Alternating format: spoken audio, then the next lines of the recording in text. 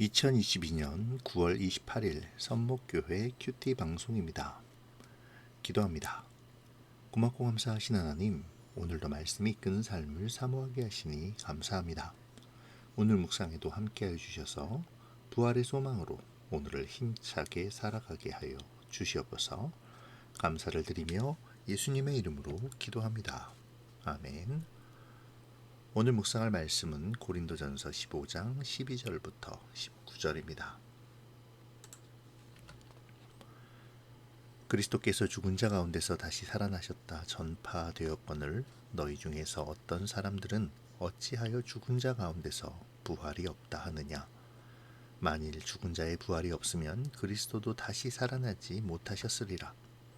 그리스도께서 만일 다시 살아나지 못하셨으면 우리가 전파하는 것도 헛것이요 또 너희 믿음도 헛것이며 또 우리가 하나님의 거짓 증인으로 발견되리니 우리가 하나님이 그리스도를 다시 살리셨다고 증언하였음이라.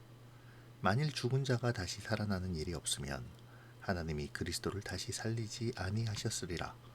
만일 죽은 자가 다시 살아나는 일이 없으면 그리스도도 다시 살아나신 일이 없었을 터이요 그리스도께서 다시 살아나신 일이 없으면 너희의 믿음도 헛되고 너희가 여전히 죄 가운데 있을 것이요 또한 그리스도 안에서 잠자는 자도 망하였으리니 만일 그리스도 안에서 우리가 바라는 것이 다만 이 세상의 삶뿐이면 모든 사람 가운데 우리가 더욱 불쌍한 자이리라. 아멘. 복음의 핵심은 부활입니다. 바울은 어제 본문에서 이 사실을 가르쳤죠. 그리고 오늘 본문에서 부활이 없다면 이라는 키워드를 통해 이 사실을 더욱 강조합니다. 바울은 먼저 그리스도께서 죽은 자 가운데서 다시 살아나셨다라는 말로 시작하며 부활이 없다면의 이야기를 시작하는데요. 이렇게 함으로 그리스도의 부활이 곧 죽은 자들의 부활의 증거가 되며 죽은 자들의 부활을 부인하는 것은 곧 그리스도의 부활을 부인하는 것임을 확실히 하고 있죠. 바울은 이러한 이야기들을 통해 복음의 핵심이 곧 부활임을 다시 강조하고 있습니다. 바울은 15절의 말씀을 통해 이 사실을 보다 선명하게 부각하는데요. 부활이 없다면 그리스도의 부활도 없으니 우리가 전하는 복음이 거짓말이 되고 그것을 전하는 우리 역시 하나님 앞에 거짓 증인이 되고 말 것이라고 이야기합니다. 복음이 거짓이라면 어떤 결과가 나타날까요? 바울은 17절부터 19절까지에서 이 사실을 설명해 줍니다.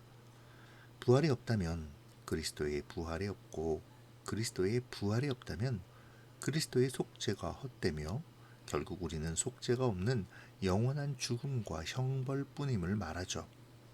그렇게 되면 죽은 자도 소망이 없고 하나님의 뜻대로 살면서 세상과 싸우는 성도의 삶은 불쌍한 인생에 불과하다고 말합니다.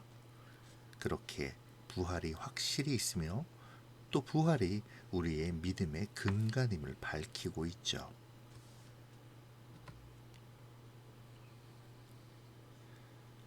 고린도전서가 쓰여질 당시의 영지주의자들은 이미 영적인 부활은 일어났고 몸의 부활은 없으니 방종한 삶을 살아도 된다고 가르치면서 성도들의 믿음을 무너뜨리고 있었습니다.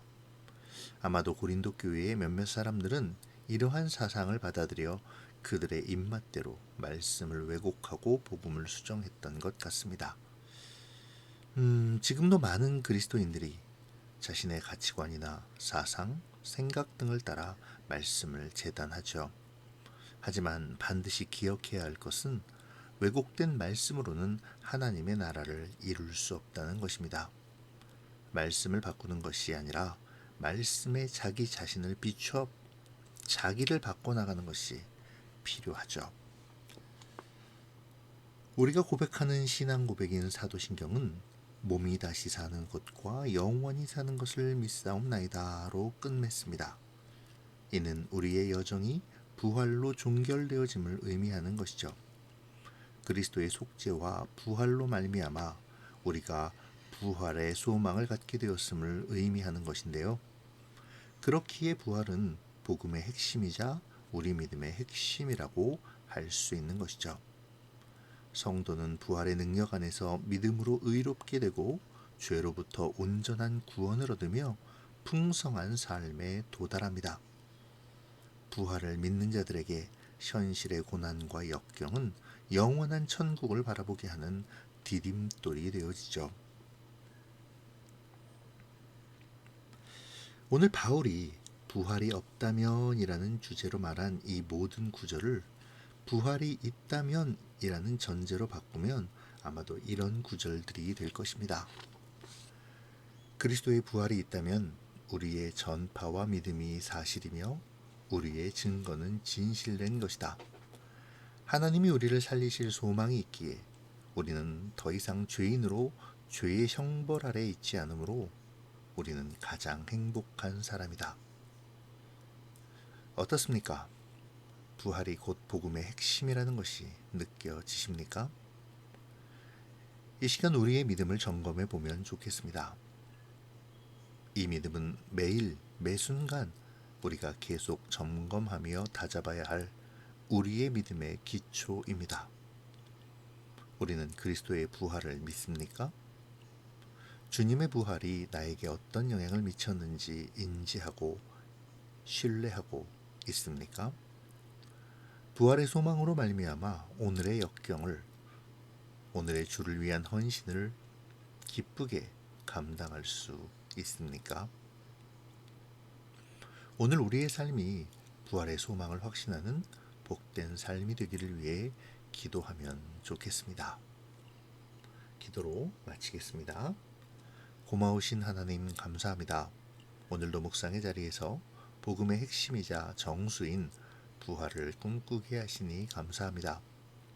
힘들고 어려운 세상 속에서도 죽음이 우리를 이길 수 없음을 기억하며 믿음의 경주를 쉬지 않게 하시고 부활과 하나님의 나라를 꿈꾸며 오늘의 믿음을 지켜나가는 우리가 되도록 인도하여 주시옵소서. 주님의 부활이 우리의 소망이 됨을 감사하게 하시고 그 은혜의 소망을 가지고 오늘을 살아가는 우리가 되어지기를 소원합니다. 부활을 믿는다며 여전히 죄악 속에 살며 부활에 대한 소망을 상실하고 비참과 절망 속에 살지 않도록 지켜주시어 늘 기쁨과 은혜 안에 거하는 우리가 되게 하여 주시옵소서. 오늘도 주님이 함께 하심으로 담대함과 기쁨을 누리기를 원하오며 살아계신 우리 주 예수 그리스도의 이름으로 기도합니다. 아멘.